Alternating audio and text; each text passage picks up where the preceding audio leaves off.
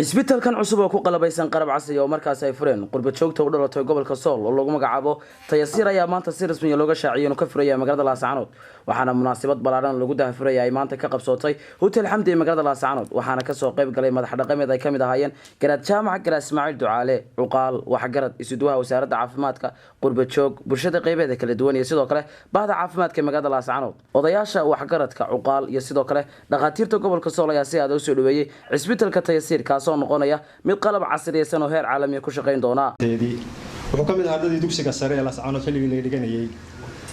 dadkii ka dhex muuqday ee la oran karo wuxuu ahaa ragga ugu firfircoon dhanka waxbarashadiisa dugsiga sare markuu dhameystay dabcan waxa uu aaday jaamacadda caafimaadka ee Muqdisho oo Somali National University Faculty of Medicine ayuu soo qaatay digrigiisii ugu horreeyay halkaas uu ka qaatay waxa uu xigtay master degree oo ah infection iyo tropical disease oo isagana uu ku qaatay school يعني أما جامعة كتالة لندن كتالة ماستر degree كله أو public health كه يولي بقى أو in developing country وكقاطي لندن University أي أيضا نور عادين كأو حقوقها double master أو عافمات كه مركز لقي ماده bachelor كسيه هراء عافمات كحيد وحور عاده دبلومة يتربضن أو دك عافمات كه قفته بقبيل مالي أو قلم مالي قبيل مالي دكتور قبيل مالي أو قلم مالي أنا قوم ده سوى نوسي بيه دكتور نوح ومدة هالك أوجي مرس أوسي بانته قبيل لما قولا لما تضبعات الكاركات شفانا والله مد وعيجي يعني كعنته تذكر الإسلام كا متقدم كل شيء يجي ندر والبنا ويقبع وحلا مودا وحلنا وحار هو كبا يدق الاختيارات تجي يستوي سماها نمانك ودمرك يا عرورت دمرك ماشي كم غيرين waxaan u maleynayaa inay nimanku ka warhaynin dadka xanuunsada hooyo dhaqaatiirta waa la furaa canuga waa la furaa wadan baa markay sanadka lagu sanadkooda iyaga ayaa ka shaqada waxa keenaya hayaankiina haddii hayaanka reerka guriga laga guuro dooxada laga guuro geeda ka qayb marka reerahoo dhan guuraan marka dhammaysnimo ka qaran soo wararna waxa laga cararayaa kaliya ku saar waayo marka hayaankii deen weydeen dhaqaatiirtuna way hayaanayaan يا مجا بري فضدا الحياة هوسبيتال إن دمان وح سلام يا هرتا دكتورك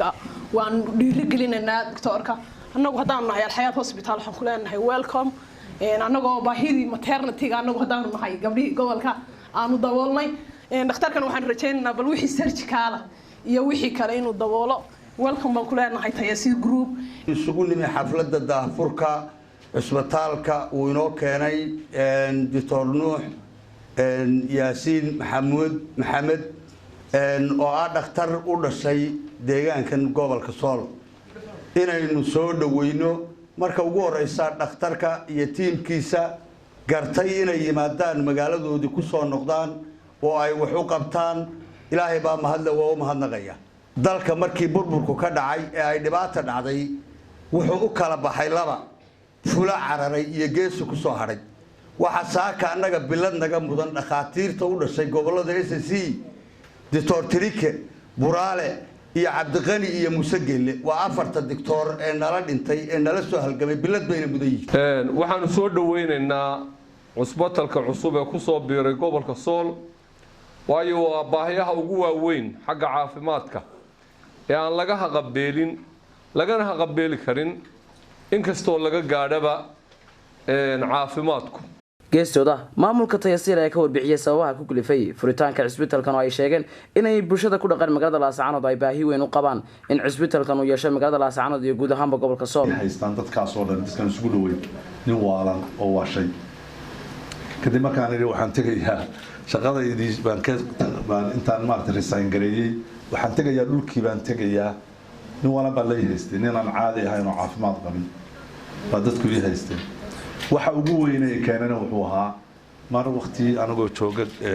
Dubai jooga ka shaqeeya ayaa waxaan imi dhulkan imi